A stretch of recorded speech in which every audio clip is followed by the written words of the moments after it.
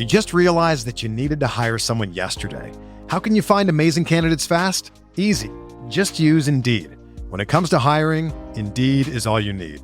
Stop struggling to get your job posts seen on other job sites. Indeed sponsored jobs help you stand out and hire fast. With sponsored jobs, your post jumps to the top of the page for your relevant candidates so you can reach the people that you want faster.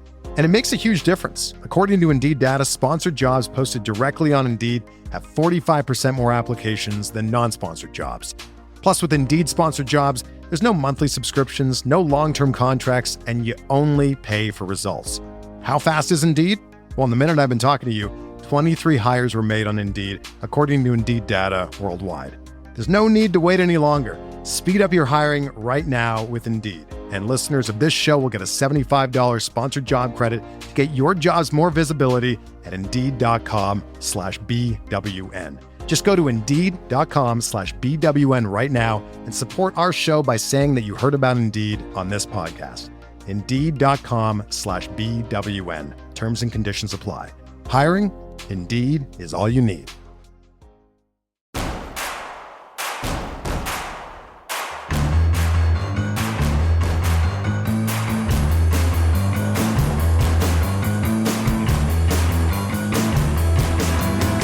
From your favorite source for Chicago White Sox talk, delivering news, interviews, analysis, and more. This is the Sox Machine Podcast with your hosts, Jim Margalus, James Fegan, and Josh Nelson. Thanks, Rob, and welcome to a new episode of the Sox Machine Podcast. I'm your host, Josh Nelson, and it's Monday night, February 24th, 2025, as we bring you a new episode. The Chicago White Sox are playing spring training games, and boy, are they going great? I'm kidding. The White Sox are 0-3, currently outscored 22-9, but hey, spring training results don't matter, right? It's okay. Things could get better. In this episode, we'll talk about our early reactions to play down in Glendale, including some certainty with some key infield position battles we are paying attention to. Also, later in the show, we'll talk about Justin Ishbia's plans on buying more minority shares of the Chicago White Sox. What does this mean both in terms of the near and long-term future for the White Sox ownership? Joining me later will be managing editor Jim Margalus, but now with me is Sox Machine's beat reporter James Fegan, all the way down in spring training in Glendale, Arizona. James, how is Arizona going? There's a kind of weird misty smoke dust in the air at night from all the gravel being ground up by cars that floats, and it's I don't know, if we wanted to film like a modern or neo-noir out here, it'd be appropriate, I guess. Weather's nice. I guess that was a more typical response. How are the first three games? You're getting a chance to see action. Very putrid. Like 2024 never ended. Haven't seen a real start, like not a real starting pitcher, but like an established like piece of the rotation, opening their rotation yet. So optimistic, like, I don't know, the Rule 5 pick not being able to find the zone and the minor league extra not being able to find the zone either right after him equals 9-run inning. But at some point when you're listening to interviews about like becoming extremely detail oriented about leads and defensive first steps, you'd like to see, like, I don't know, a cleanly played ball game. I suppose they delivered that in surprise against Kansas City for the what should have been their first win, but then Jack Caglione happened, and that seemed to maybe given up the huge nuke had Trey McGo not as locked in afterwards, blow up inning, and then now they're 0-3, and kind of spring training standings don't matter at all unless people are kind of worried that you're going to set another record this year. So they haven't really ameliorated those concerns just yet in a way that people can really get behind. That Colson homer, very sweet though. Tall guy bending over at the waist, hitting something basically knee high, 430 feet out to where everybody knows it's gone immediately. Very impressive. Not as impressive as the Caglione homer because that was insane. And they've estimated that like 435 feet. I was like, is that just where they lost track of where it was? Like, but nothing should be graded to that scale. That was absurd. So, to your point, the White Sox are 0-3. It's still early in spring training. That's going to be a common theme, I figure, with this podcast. It's still early. How's Will Venable liking or not liking what he has seen so far from the games? He's been leaning towards not airing anybody out in the first 3 games of spring training on his first year on the job. So he mostly speaks in positives. We tend to talk to him. We talked to him after the first game because it's his first game he ever managed, but we tend to talk to him before the game.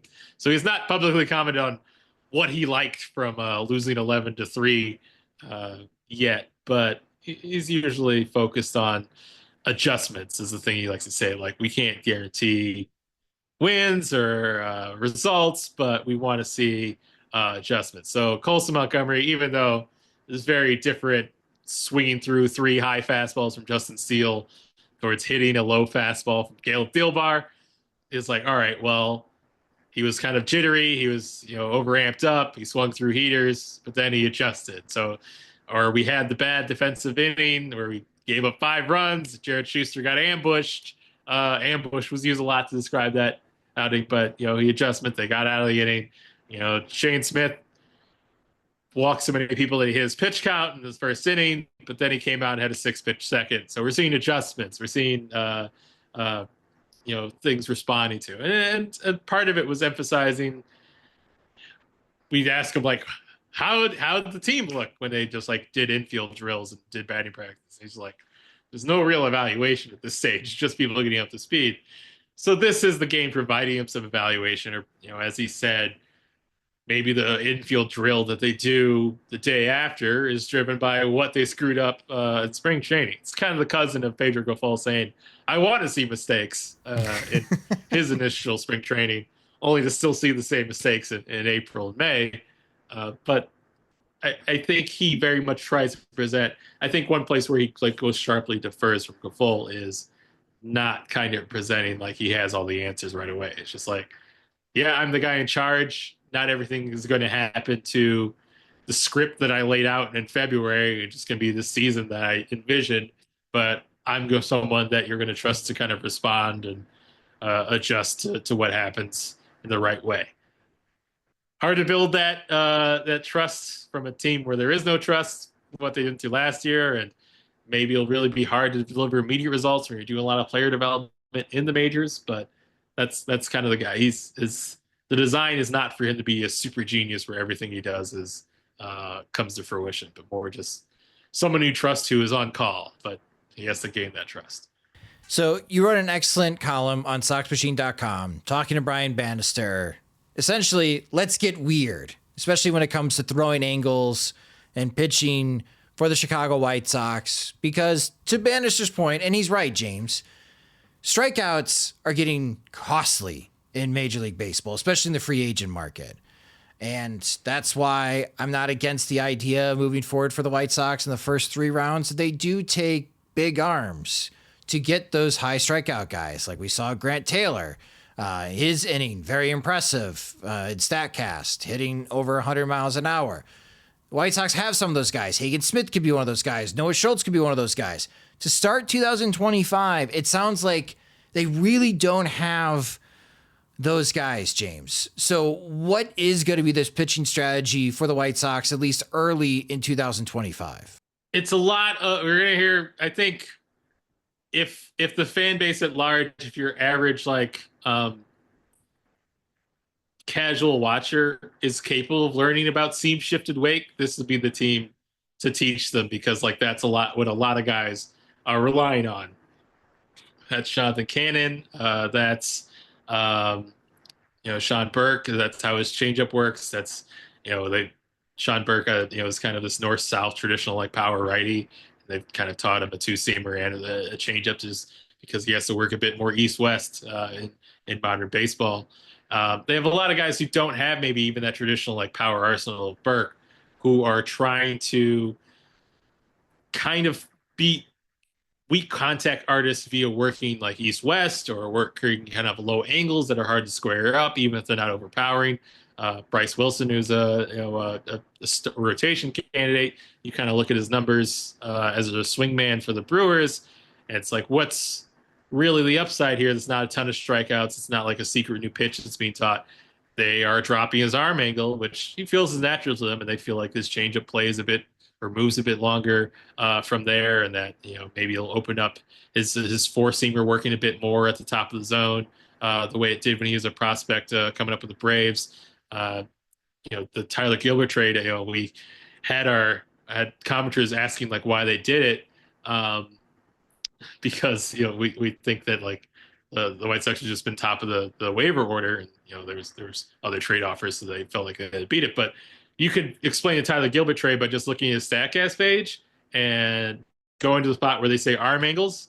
And 3 or 4 years running beforehand, he was kind of traditional. And then last year, he dropped a little bit.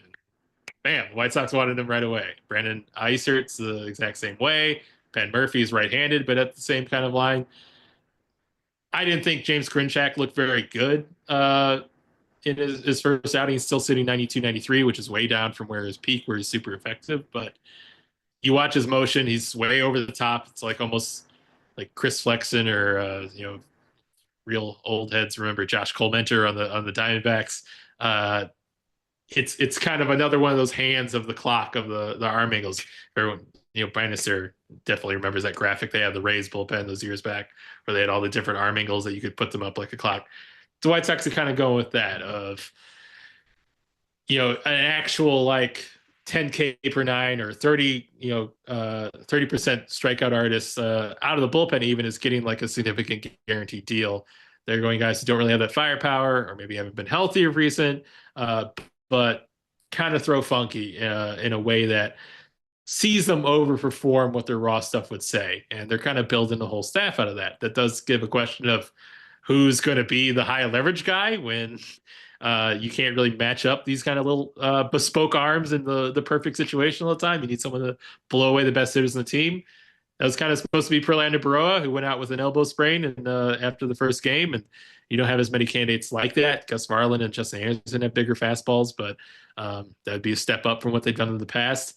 So I think there's going to be limits to this, and it's not going to be – I don't think it has a great chance to compete to be like one of the top 10 staffs in the league, but they are trying to find a way to get closer to average production than they did by kind of piecing it together and having kind of an idea of what this staff looks like in an aggregate, even if they don't have any standout weapons. Now, the problem with relying on weak contact is that if you run out the worst defense in the league again, as you did last year, it's not going to work. Even if it is kind of working, it's going to look like it's not working. Chris Flexen, by all Chris Flexen standards, had a pretty darn good season last year. Sterling, a better ballpark and a better defense. He's probably, looking for a guaranteed deal because, like, hey, I threw one a season in the low fours. But instead, he needed his last start to go under 5. So he's playing in a homer ballpark with a bad outfield defense as a fly ball guy. So all this stuff seems cute and like kind of ingenious to find in practice, but the reason why strikeouts are valued is because you don't need anything beyond a strikeout pitcher for him to be successful if he's working. Whereas even if these guys are doing their jobs, kind of falls apart on them if you're asking them to deal with traffic a lot that your defense has created, or create a lot of situations where they really need a whiff to get out of a situation unscathed, because they can't do that for you. They need their team to function. So that said, White Sox, especially the infield, defense is going to be very important. We talked about this in our spring training preview, the position battles, especially at third base and second base. Are you hearing anyone getting the inside track right now? James, is my Brandon Drury being the opening day second baseman, is that dream still alive? Is Josh Rojas destined to be at third base? What are you hearing about the White Sox infield? Well, apparently someone won the third base battle today, because Will Venable said Miguel Vargas is the primary option there. And I kind of thought I misheard it. And I said, like, do you mean he's the number one option for third base, or do you mean most of his opportunities become at third base? And Will Venable said both. So congrats to Miguel Vargas. makes a certain logic to it because he's out of options. So if you even just like, hey, this guy hasn't been what we thought he could be, but we should give it a month, he would have to get that month first. You can't stash from AAA and wait till he gets rolling. So there's a little bit of like, we got to use it or lose it. We need to find out if this guy has something after we gave him an offseason to do what we asked him to do. But it puts a lot of restrictions in place. It gets hard to imagine where Brian Ramos really fits in this roster, especially since he hasn't played a game yet because he can't throw. So he's hoping to take live BP this week to DH at the end of the game, but we haven't really gotten a more narrow definition of when he can throw again until the end of camp. And Josh Rojas is obviously going to be on the team. He's on a guaranteed deal. If he's not your primary third baseman, he's probably your primary second baseman because he's not an everyday shortstop level defender. That's clearly a role that is just designed for Colson Montgomery to win, if not immediately, then very eventually over the course of the season with him taking the bulk of the shortstop at bats. That kind of pushes it towards Josh Rojas being your starting second baseman. Now, I'll bet anything he's not your opening day second baseman because we know the Angels' opening day starter is left-handed. So a platoon partner, a Brandon Drury who moves around, hits lefties and can fill in at second base and platoon with Rojas a little bit or move around the diamond. Sure, it makes a lot of sense. He looks good so far. Had a double in the opener that looked pretty well struck and had a pretty concrete reason about why he felt he was off mechanically last year, and worked with Marcus Thames, who he knows from his Angels days, about how to fix it before he even signed. So, yeah, that's probably the pick I would give out of the NRIs to make it because that's a guy who's been pretty good pretty recently, and it was good multiple years in a row. But they're kind of Gretz acknowledged that out of options would be a factor in roster moves. And I certainly think they're more inclined to be like, we got to see what we have in Miguel Vargas before we say goodbye than they are Lenine Sosa, who they probably feel like they've given a few chances to. That said, Lenine is here. Lenine played well in September offensively. Lenine played very well in the Venezuelan Winter League offensively. He's only had like a game or two, but it's looked pretty hitterish at the plate in spring so far as well. He's definitely someone, if you just look at batted ball data, he can hit the ball hard. It's just he chases a lot. So if there's any reduction in his chase at all for a guy who's still relatively of an age where you can still expect some improvement in that regard, and you have maybe new pitching machines in camp because you have your trajectory machine that Tim Elko's raving about and everyone's available to use under the new hitting director. Maybe he's a guy it's like, hey, maybe we can finally add plate discipline to this guy who's been hitting the ball like a credible major leaguer this whole time.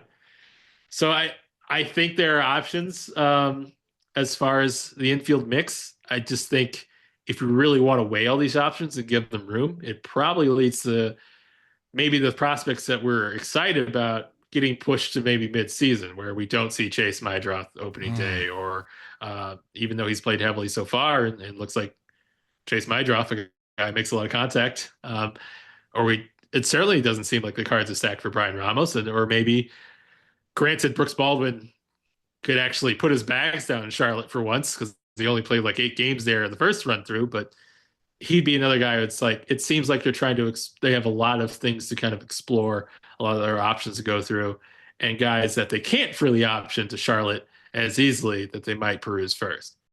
And then finally, you mentioned Tim Elko starting to become a White Sox fan favorite, James. He did hit a home run in the first game, spring training legend, just like last year. Elko home run in the first game of spring training. What do the White Sox make of Tim Elko? Again, he's a $10,000 signing bonus, 10th round pick, senior, wins national championship with Ole Miss, known as the guy who tore his ACL and played an entire season with a torn ACL, and he hasn't quit. He keeps hitting at every level. Do the White Sox see a future role with him in the majors? I don't think that they've had this like big reevaluation of like, whoa, maybe this is our first baseman in the future. And we've just, the whole league overlooked him and he was available for a 5-figure bonus in 10 rounds. I do think they view it as like, he's kept hitting, he's earned his way here. let's keep giving him shots. Like nothing's derailed him so far. Like, yeah, we see a lot of swing and miss. Yeah, we see a lot of chase, though he is embracing ways to kind of attack that of recent. There are issues why this shouldn't necessarily be what we planned this position around, but he's kept getting himself here on merit. He's a great guy to have in the clubhouse that was already like such an original animating reason to draft him. Like there's nothing bad to have out of just kind of continuing to have him in this like picture, having him in Major League camp. I think he has to really bash his way into a role, or even getting a shot at Chicago. But I think him getting a cup of coffee and thus having some chance to make that a longer window with his performance, I think that's something it's easy to see this year. I certainly don't see like him making the roster out of camp.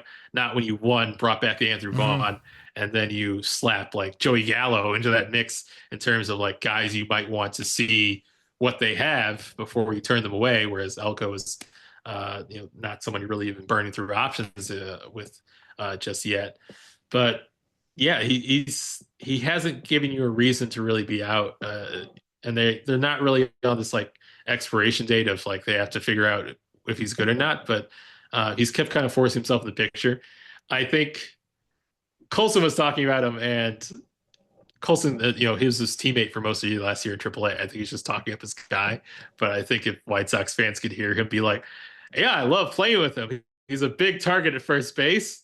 All our Andrew Vaughn hike critiquers out there would probably like have latched on to that comment. I don't think Colson meant anything by it other than just, showing love to his guy. But it was a funny like, yeah, he is a big target, isn't he?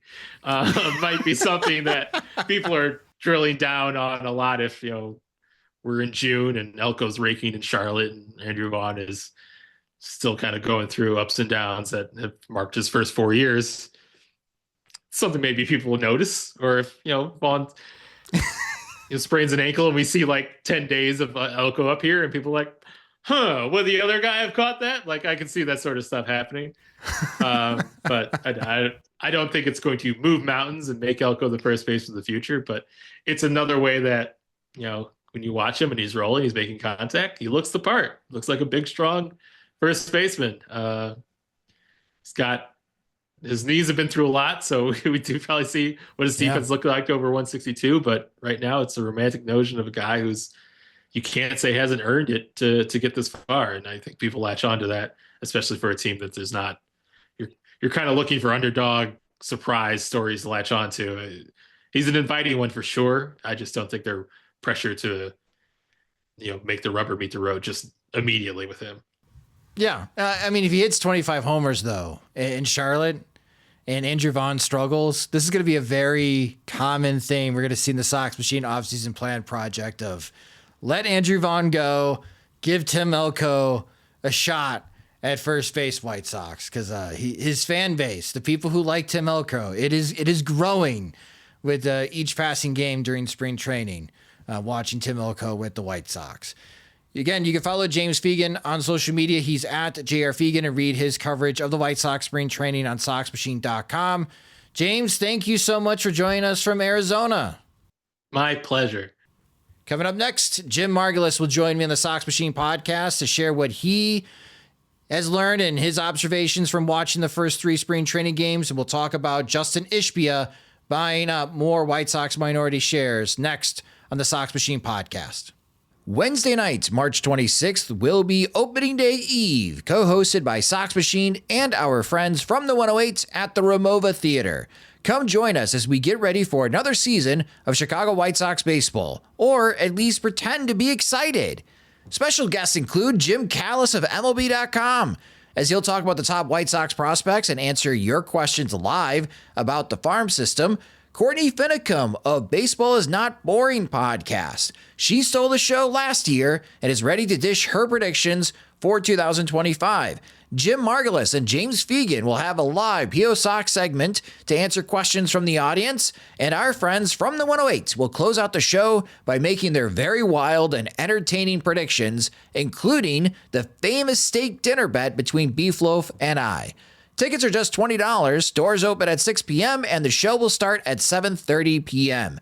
Purchase your tickets at RamovaChicago.com or in the ticket link in this podcast post on SoxMachine.com.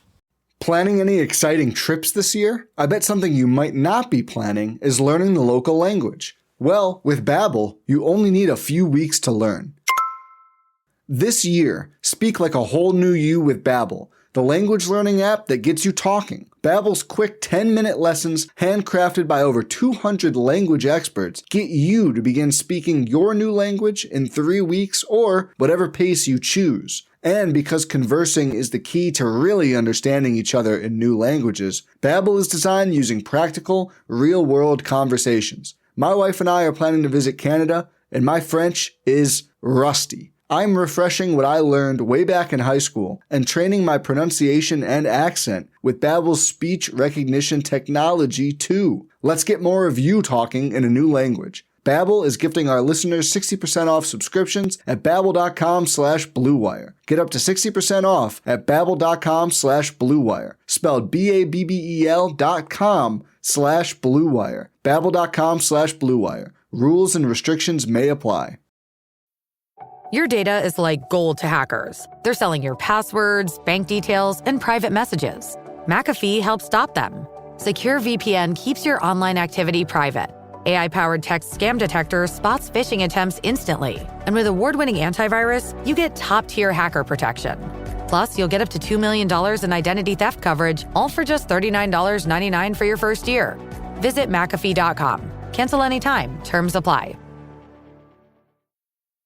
It's winter, and you can now get almost anything you need for the coldest months of the year delivered with Uber Eats. What do we mean by almost? Well, you can't get a ski slope delivered, but you can get dish soap delivered. Sunshine, that's a no.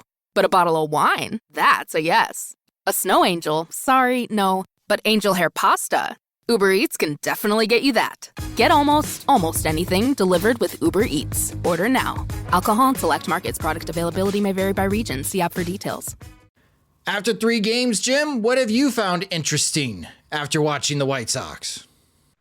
It's kind of frightening the way in 3 games, I think they've neatly summarized like how they could lose as many games or nearly as many games as they lost last year.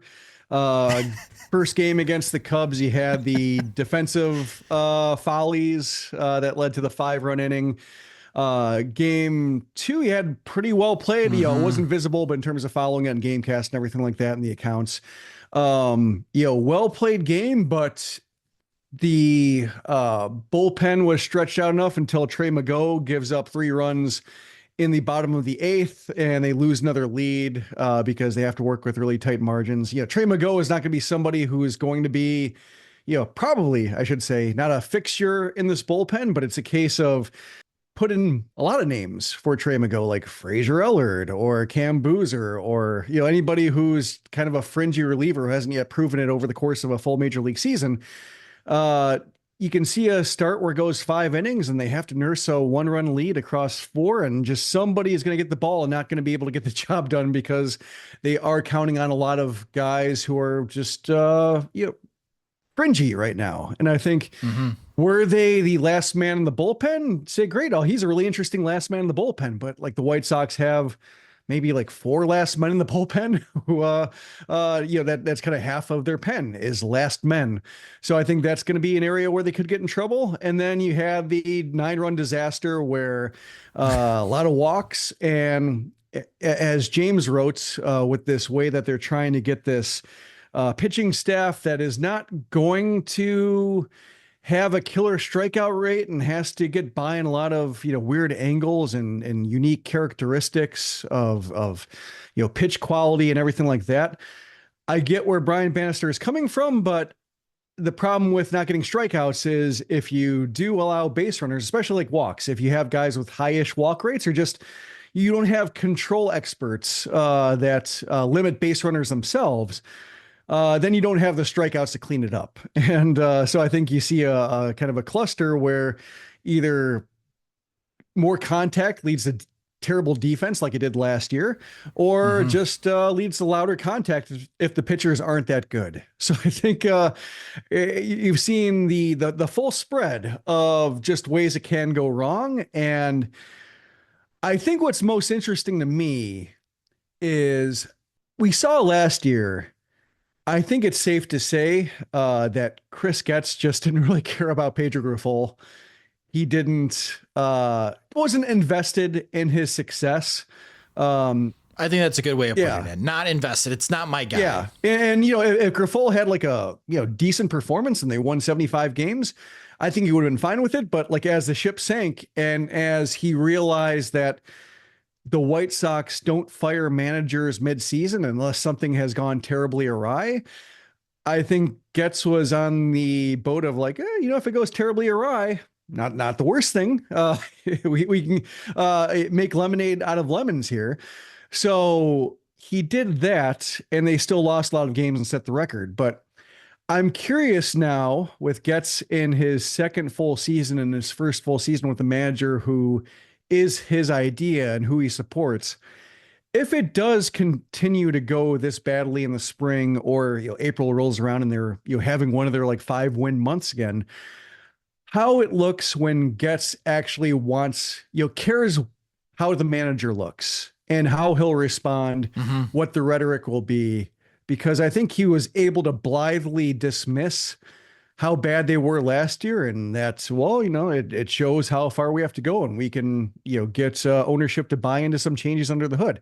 And that's all well and good. But if it's like a second straight season of this with a new TV station that's really banking on subscribers and supporters, how does his reaction change to baseball being this bad? I mean, we're still a long way away. It's a lot of spring left, but that's one thing I'm watching is like just with Will Venable in charge and having a different voice atop it. It's one thing for Venable to be different from Grifol, but I think it's maybe more different, or more important at least, that Getz is invested in Venable looking good versus Grifol being like, I'm not sure I like the guy. I think you bring up a good point, Jim, especially it's early in spring training. We've got many weeks left to go. I have a couple of fun stats that I do want to share that after 3 games, it's funny to me, at least, on how the first 3 games have gone. But you bring up a really good point in regards to, can the White Sox handle another season like 2024? And we'll talk more about that, our next topic, when we speak about Justin Ishbia and the ownership situation. But from my sources working within the Chicago White Sox, this is a serious question, because financially, there's a lot of areas of the White Sox they cannot suffer another 2024 season. Even though everyone knows the White Sox are not going to be good at 2025, if you've seen the giveaways, if you've seen the promotions, wow, the White Sox marketed team is going to try their damnedest to get people into the stadium in 2025. And they have to, because if attendance is bad and the TV ratings are awful, I downloaded the CHSN app today to watch the game on my phone. I have an Android device, Jim. There's fewer than 5,000 downloads in the Google Play Store. That's not good, because the Blackhawks and Bulls have been playing. Yeah. So I could totally see where viewership's down more than 67% for the Chicago Bulls. This whole idea of free over the air, that's not working for this network. Somebody needs to catch lightning in a bottle between the Blackhawks, Bulls, and White Sox in order to make CHSN work. Or the White Sox could have a serious issue in a couple of years where MLB may have to take over local broadcasting like almost half the league is currently in. But if they play as poorly as they have in these first 3 games on opening day and that opening weekend against the Angels, Jim, I'm with you. Like, the criticism, I don't think it's going to be on Will Venable. It's going directly to Chris Getz. Like, do you know what you are doing? That is what the comment question is going to be from the White Sox fan base, directly at Chris Getz. There is no Kenny Williams. There is no Rick Hahn. Jerry Reinsdorf can't protect you. These will be direct shots at Chris Getz that he will have to answer that question from game 1 all the way through game 162 in 2025. If the play does not pick up and they repeat what they've done in the first 3 games in the first series against the Angels, infield positioning, bad. Defense, bad.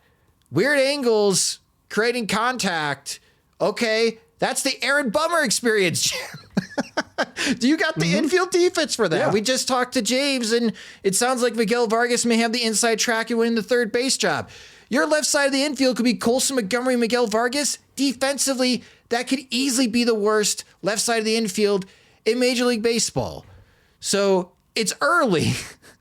Sometimes we're the canaries in the coal mine that scream, trouble, trouble. But yeah, for those White Sox fans who are like, I don't know, I'm not confident this team's better than last year.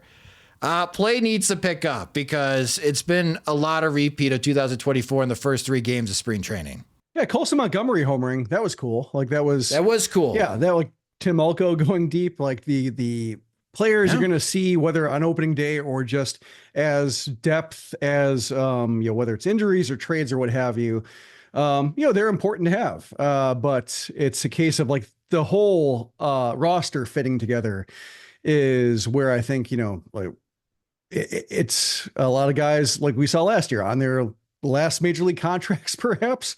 And there's a reason why they're settling for contracts with the White Sox. So it does feel a little bit like deja vu in that regard. And so, I'm trying not to overreact. It's just a case of this is what happens when you have no benefit of the doubt. And when you do set the record for major league losses and you just cut payroll and, you can't manage your way out of these things. As we saw, like with going from Tony La Russa to Pedro Grifol, and the whole idea was, La Russa was, kind of coasting on his legacy because of his health problems and, the disconnect with the front office, and Rick Hahn getting his guy and getting a detail-oriented manager who's really on top of things is going to fix it. And then they lost 20 more games than they did last year, and then they lose 20 more games, and just that's I think where it's easy to spiral, both as the team product, but also ahead of that as fans or people who want to be invested, just saying, I'm not sure where the bright side is, or I don't know why I should count on this working out if they have so many other things going against it. Side notes, how is the app? It's okay. The app experience. It only crashed on me twice when trying to log in for the first time. But it did work.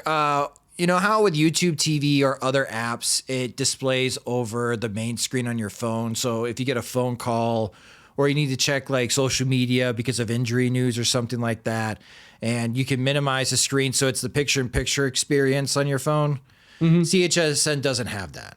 So as soon as you back out of the app to check social media, it like stops where it's at, and it doesn't have that display over. So that's only my critique is other viewing apps, other streaming apps have the display over apps, the picture-in-picture experience. If CHSN had that, that would be great. But it worked when I finally was able to log in and the app stopped crashing at the login screen. Shriffen and Stoney, after that first inning, I mean, it gets a little goofy. It's spring training. So they were talking about dogs. I remember that conversation. John Shriffen, big dog guy. So is Steve Stone. So that was kind of fun to hear. But yeah, the app's fine. And I think at some point we're going to hear Connor McKnight. And they have a new field reporter as well. That's Gordon Beckham's sister-in-law. Yeah, and Scott Fletcher's daughter. What? So Brooke Fletcher. Brooke Fletcher, thank you. So Brooke Fletcher, Scott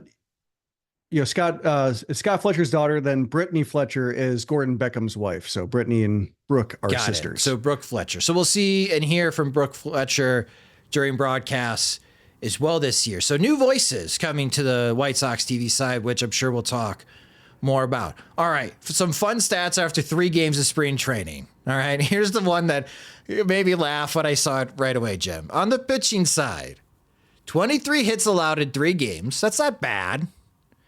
22 runs allowed of 23 hits. That's efficiency. That can't continue. It's got to regress.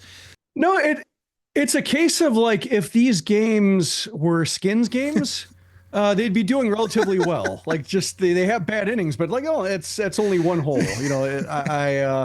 If I break even or win more holes than my opponent, I'll have come away with more money. And seems like that's how they're playing. Like my wife came home from work during the innings of the game today where they're down 9-0. I tell her like they were down 9-0 after one. So the fact that Wickelman Gonzalez gave a couple of homers in the 9th inning, like they were actually, the White Sox were outscoring them from the 2nd inning on. So it's been a case of most of the games aren't bad, but when they get bad, they're bad in a very familiar way.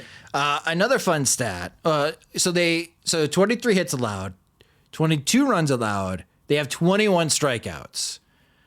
My hope, Jim, is that the White Sox pitching staff will have more strikeouts than runs allowed in the spring training. Because if they don't, is that your steak dinner bet? Good Lord, I'm not even confident. Even though it's spring training, like you got teams like the Dodgers who have already struck out 58 times in 5 games. Good Lord. But yeah, that's just hilarious. They've allowed more hits and runs than they have struck out opposing batters through 3 games. On the good side, though, offensively, the White Sox have 18 hits through 3 games. That's not great.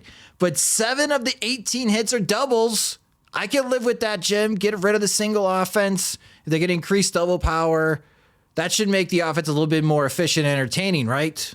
Yeah, the ISO's fine, more or less. Like you are seeing a little bit of, like a couple homers, some doubles, like better base running, I think, or at least like Kyle Teal had a nice base running play. I think you're seeing a little bit more. It was nice seeing Luis Roberts sprint to first and step on the bag and not come up hobbling afterwards. So I think you are seeing a case of a little bit more athleticism up and down the lineup. I guess it helps that Andrew Vaughn has not been in the televised games. So it's you're not seeing that necessarily because it was like Andrew Vaughn, and then you get to Gavin Sheets, and you get to the guys with the hamstring strains, and it got pretty bumpy there. So I think right now, with everybody healthy in the best shape of their lives, etc., that it's a little bit more action-packed when they do connect, but I think contact quality will be a problem. Or I'm curious, when it gets to the second half of spring, you see more starting pitchers be involved in more of the games and more of the frontline bullpen. You see more cuts come in. Like, I would like to see some 8, 9, 10 run outbursts from the offense before that happens. Just because if they're not piling up runs against every team's AA relievers for like the back half of games, and what are they going to do when it's like every team's going with their like either their 26-man roster or like maybe their top 31? Well, they have scored exactly 3 runs in each game. I'm going to assume that streak will eventually end for the White Sox during spring training. I hope, at the very least. You mentioned Kyle Teal. That's part of his scouting report, though. He is an above average athlete catching wise, not just his ability to move side to side behind home plate, but the expectation he's supposed to be a pretty decent base runner. Would you count AJ Pierzynski as a good base runner? I know that he was aggressive. He would go first to third often. I would not say good base runner. I would say creative. Yeah. Creative, aggressive. Yeah. Could not exactly fleet of foot, but yeah, and sometimes made like some bad decisions and it didn't work out, but also kicked his way out of some pins in memorable ways. So I would say he had the entertainment value to make up for it, whereas other guys who had as many tube plans as he had, you probably couldn't say the same thing. Yeah, it's just been a while since I can recall a good base running catcher the White Sox have. But Corey Lee's fast. He just doesn't get on base. Yeah, that's true. It's hard to tell if he's actually good because, getting on base has been a struggle for him. Another funny moment, and poor Oscar Colas. This is like recalling Dayan Viciedo in left field. In that opening game against the Chicago Cubs, I know our friends over at Sox on 35th, they have created this video and they posted all over social media where Oscar Colas gets hit in the face. We're trying to catch that fly ball in left field. And I felt bad. Like I was watching it live and it's like, that's a tough play at the wall, especially in the first game of spring training. Jitters. Arizona Sky. I don't blame Oscar for not making that catch, but then you see the replay and it's like, oh, what a painful mistake. Just in the face. Poor guy. Poor Yeah, guy. it's almost like he shouldn't be around. He's a Rust Bowl player, like in AAA. Like he should be a professional baseball player in the States because like he's been a decent performer at Charlotte. But it's a case of just like the White Sox. Like he's the product of a plan, an international plan they've abandoned. They brought in all these outfielders, like 5 guaranteed outfielders. He's still in the 40 man, but the White Sox never want to use him. It feels like he should be somewhere else, just because I'm not sure what the end game is with the White Sox. Like, I don't know how many things have to go wrong for him to be rostered and used. And so, like, if that's the case, like, why is he still taking up a 40 man spot? Is it just because they sank, was it $2.5 million into him, or just because like they feel like maybe he's one adjustment away, or maybe like some of his bat speed data is okay or something like that. But just every time it comes up and has an opportunity to do something at the major league level, it's been a lot of memorable mistakes that, do not flatter him. When you watch him and then like Zach DeLoach makes the same catch in left field in the same game, basically identical chance, identical timing at the wall, and DeLoach makes the catch. And DeLoach is off the 40 man roster right now. Corey Julks is off the 40 man roster. They have guys who could step in and be on the 26 man roster if need be. So that's why I think like Colas is it's confusing while he's still around, and why he hasn't been granted like been waived or something like that, to where and give another team a chance to, take a chance on him and give him a change of scenery and just be done with him, because it seems like they don't want him around. I don't know if another team in the majors will pick him up, Jim. It may be a case he has to go back overseas. Well, I mean, I could see him being minor league contract. Like I don't see another team wanting him on a 40 man. That's, I mean, if it's the case of he just bounces around a little bit professionally, he could go to Japan. Like, he could fulfill the Diane Viciedo thing and be successful in Japan. Maybe he's been there before. Maybe he wouldn't go back to Japan, because I think there was some issue with how his contract situation was resolved when he was in the minors in Japan, which is where he was when the White Sox signed him. So perhaps there's something where he can't go there, but it's just weird how the White Sox don't really have a plan for him. Yeah, again, like, kind of like along the lines of Chris Getz and Pedro Grifol, aren't invested in his success. And it seems like on the 40 man, given that they are at capacity or will be at capacity over points of the season as players become available on waivers, it seems like he would be an obvious place to cut, because they just aren't really prioritizing him at all. Nor should they, but it's just like he's still taking a 40 man spot. Again, it's only 3 games. We got a long way to go. Hopefully we see better play. I like to see a lot more Colson Montgomery. Again, Jim made a good point. Montgomery hitting a home run in that first game, and Montgomery explaining what his game plan was going to the plate, focusing and working with the hitting coaches after his first at bat to identify where the pitch was going to be and looking for that pitch and getting the A swing off, and crushed it, did not miss. That's a great sign. Off a lefty.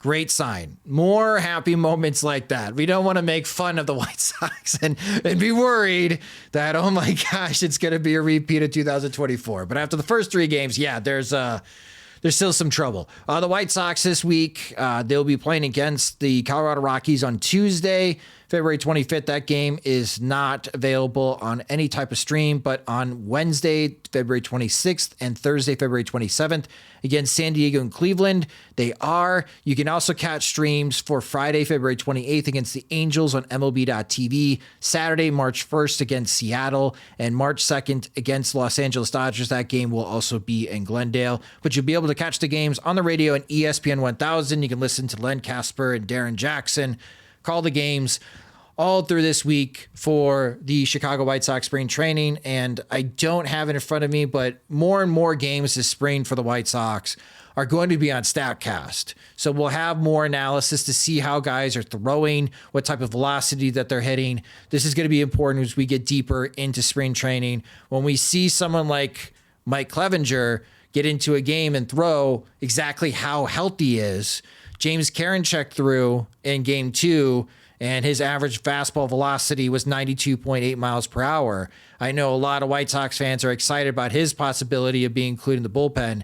guys, a right-handed reliever throwing 93 or struggling to throw 93 is not going to cut it in the major leagues. No matter how goofy or weird their throwing angle is, especially for someone like James Karinchak, he's going to have to find more ticks, and maybe we'll see that, and we'll be able to chart that progress during spring training. But more games under StatCast, great sign for spring training. Moving over now to our final topic in this episode, and it is a big one. A lot of attention, thanks to the reporting from John Greenberg and Dan Hayes of The Athletic. I mentioned this in the previous podcast episode from Saturday. We've written about this topic, about Justin Ishbia pivoting, Jim, from being sincere and serious about buying the Minnesota Twins to now buying up more minority owner shares within the Chicago White Sox. That deadline in the reporting when it was first released was said to be next Friday. That's February 28th. So minority owners have a chance here to cash out, and Justin Ishbia is going to be the one buying those minority shares. BDT and MSD Partners, Chicago Area Investment Advisors, are brokering that deal. But this is what is interesting to me, and I would love to have more clarification, but obviously people are being very protective in what they're saying, even to us at Sox Machine, and I'll share a little bit in a moment what I am hearing from other minority owner sources and people that work for the White Sox. But this part of the Athletic article, Jim, I've been scratching my head ever since the reporting, and what John Greenberg and Dan Hayes wrote was, quote, "It was during Ishbia's pursuit of the Twins that the Reinsdorfs came to him and discussed increasing his share of the White Sox, according to a person briefed on the discussions who is not authorized to speak publicly." And my thought here, and what I've been scratching my head, is why? Why would the Reinsdorfs care if Justin Ishbia goes from White Sox minority owner to buying the Minnesota Twins if that is an opportunity to purchase a major league team? There are a few ways you can go. And this is going back to when the Athletics' Britt Giroli first said that Reinsdorf was serious about selling the White Sox, or at least more serious than he'd ever been. And Dave Stewart was the party he was talking to at the time. Dave Stewart is now working for Oakland, or former Oakland Athletics, in their front office. So I would assume that if he doesn't have the money, or he couldn't put together a serious bid. But I think the thing that jumped out to me was the $1.8 million valuation that he's buying shares for, which is more than the Orioles sold for. And given that the Mets sold for $2.4 billion, like $1.8 billion's a good deal. And that's something I think where even if Reinsdorf, still wants to be the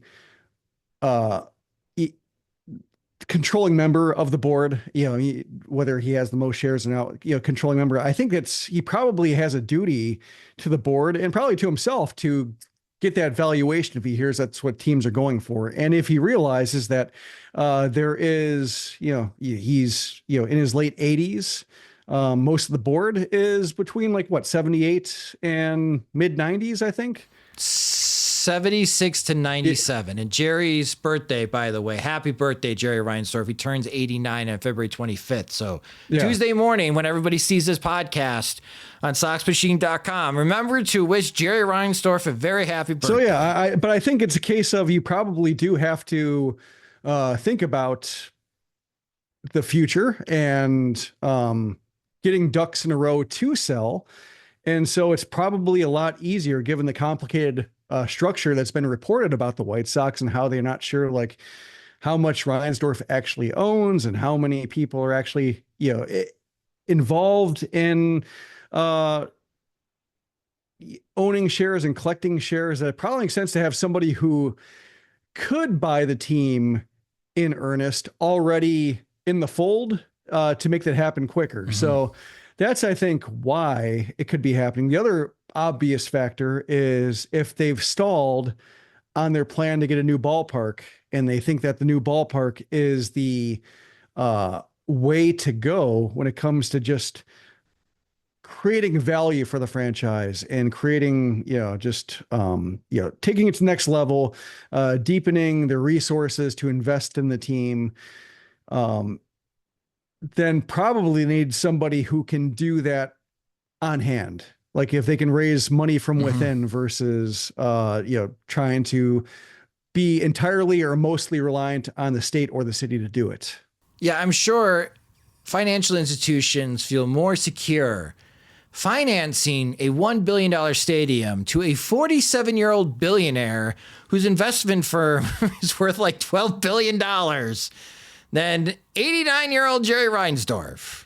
Yeah, I feel like the financial institutions that I work with would feel a lot more comfortable lending that type of money to Justin Ishbia. But to that point, Jim, because I think you're right. The Reinsdorf saw, oh man, this is a serious buyer, someone who has Chicago ties with the investment firm. This would be letting a good buyer slip through our fingers. And maybe this is Michael telling his dad, Jerry, because Michael and Justin back in 2021, they've been buying up minority owner shares because second generation minority owners wanted to cash out. But Justin is not going to wait long, Jim. You can't convince him to buy up all these minority owner shares by Friday. And he will. We have heard from minority owner sources that no, minority owners will be selling their shares to Justin Ishbia. So he is getting shares by next Friday, Friday, February 28th. But he's not going to sit around. He's not going to wait until 2031, is he? I mean, that's 6 years away. He could have a team now. He could go buy the Minnesota Twins right now. Guys who have this type of cash don't wait years to purchase a team. So if you convinced him successfully to buy up more minority owner shares that I don't know what value they really have until the team sells. He's got no power. They made that clear. Scott Reifert has made that clear. The White Sox have made it very clear just because Justin Ishbia buys up more minority owner shares. No, that does not mean there's a hostile takeover. He doesn't have power. Jerry Reinsdorf still calling the shots. But if you convinced a billionaire to not buy another team that is clearly for sale that he could own today in hopes of owning a team in a city that he lives, he's not going to sit around and wait that long. So what's the game plan here? The boomer of boomer boards of Chicago for the Chicago White Sox. What are we doing here? Yeah, I think Reifert's statements have been clear in some regards, but also limited. He's talking about how nothing. Yeah, it's That's a good way of putting it. Nothing has changed. Reinsdorf's still in control. Ishbia is not buying his way into decision-making power. There is no transition stated, not right now. That's kind of my attitude. That's the big difference here. There's been, over the years, we've heard Melody Hobson buying a lot of minority stakes. And I think she was the most prominent name in terms of next potential owner or controlling owner of the White Sox should Reinsdorf sell, or should there need to be a minority owner who just elevates because of either Reinsdorf selling or passing away. She was the most obvious candidate. There is a source that has told me that believes that Melody Hobson has more minority ownership than Justin Ishbia right now. Yeah, that probably changes by Friday. But according to a source, Melody Hobson owns more minority owner shares of the White Sox than Justin Ishbia. Yeah, so I think it's a case of, right now, Ishbia would be on her level, but it's a case of, what makes it different is Melody Hobson was not going to buy the Twins or not going to buy the Orioles or any other team that's gone on the block. And Ishbia was, and then he bailed. So I think that's the big thing in terms of just, it creates obvious questions that Reifert's statement does not answer. And I guess if and when Ishbia speaks about it and explains it, and we'll see if he ever does, I think, because of his involved in the Suns. Like he's around sports to where like, he might be found and might be able to talk about it a little bit. Doesn't he own isn't he a minority owner of the Nashville team? Yes. For you down in MLS? Yep. Yeah, there are a lot of minority owners like, and okay. Like Giannis is a minority owner. Reese Witherspoon. Milwaukee Bucks. Yeah. Okay. Like Reese Witherspoon. Yeah. No, she's in Nashville. Like, a whole bunch of Nashville celebrities have bought in. So I wouldn't make too much of that, although the Nashville ties are very obvious.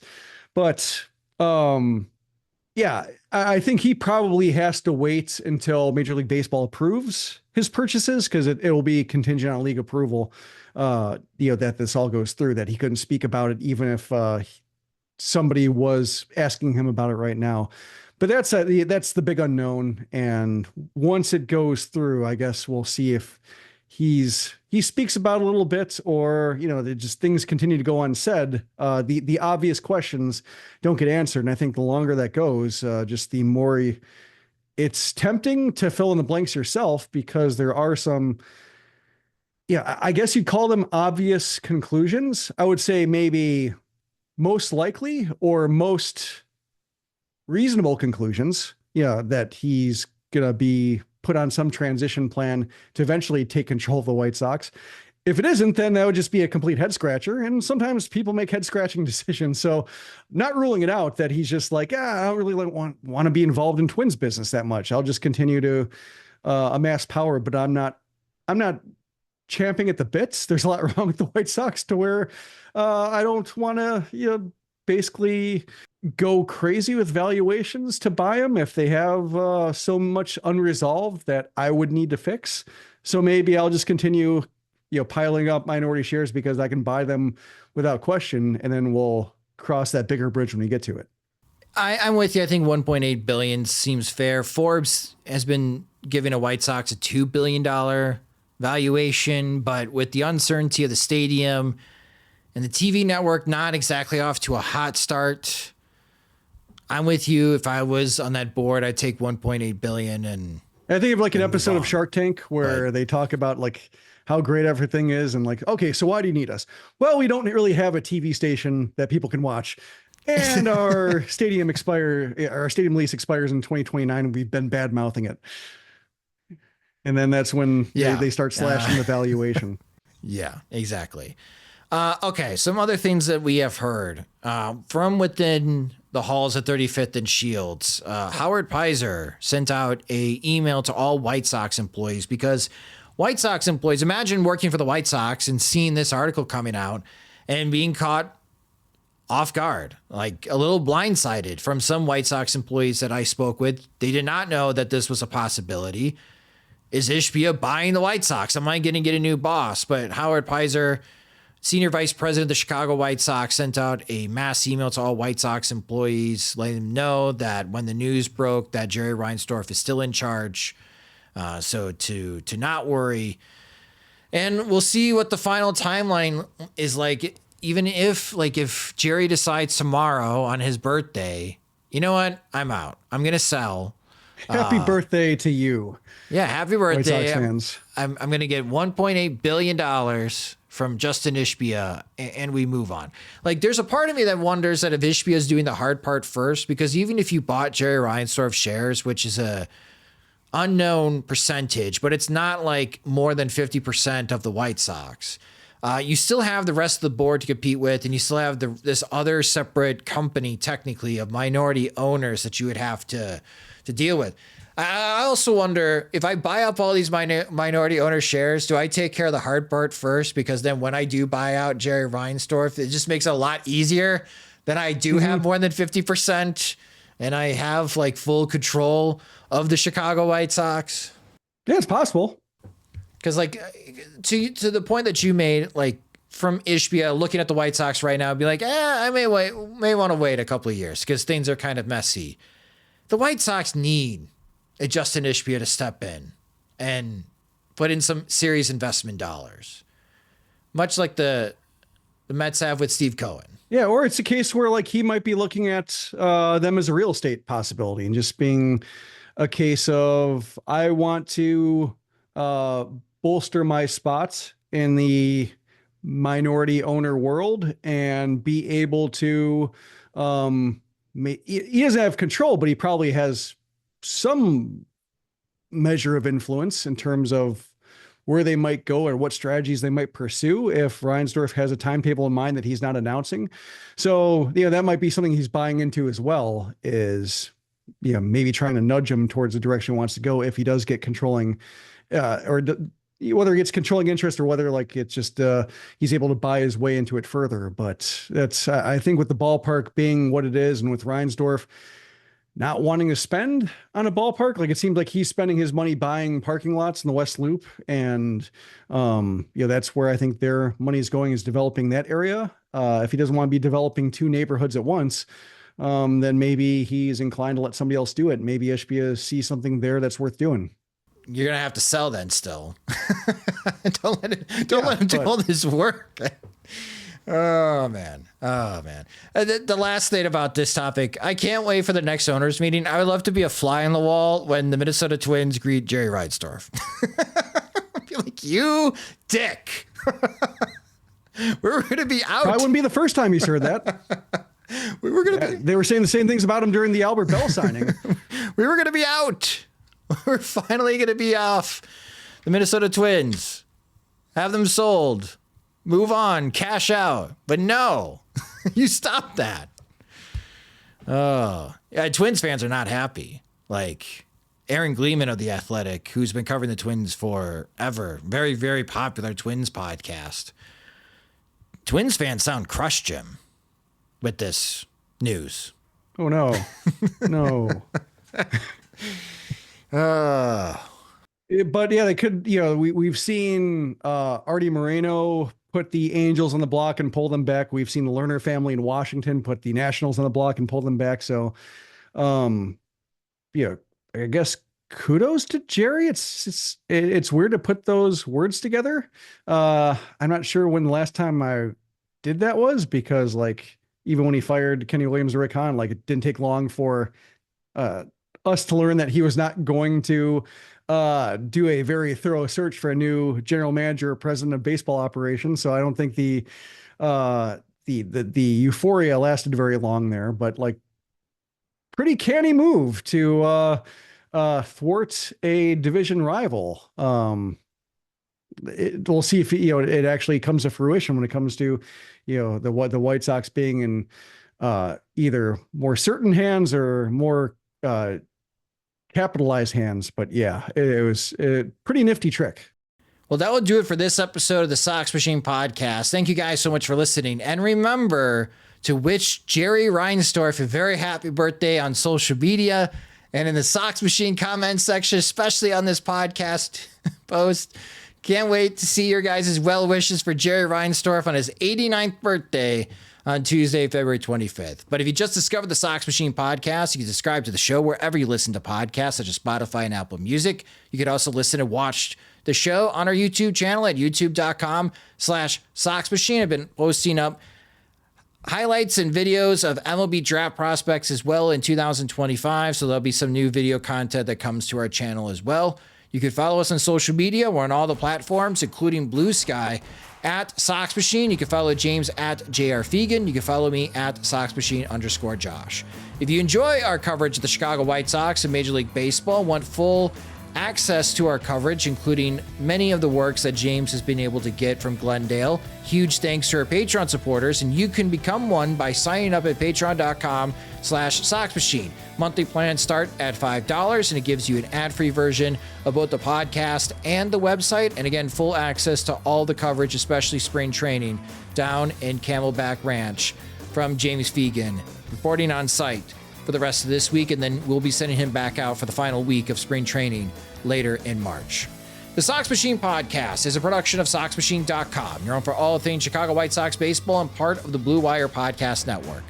Alongside Jim Margalus and James Fegan, I'm Josh Nelson. Thanks for listening and watching.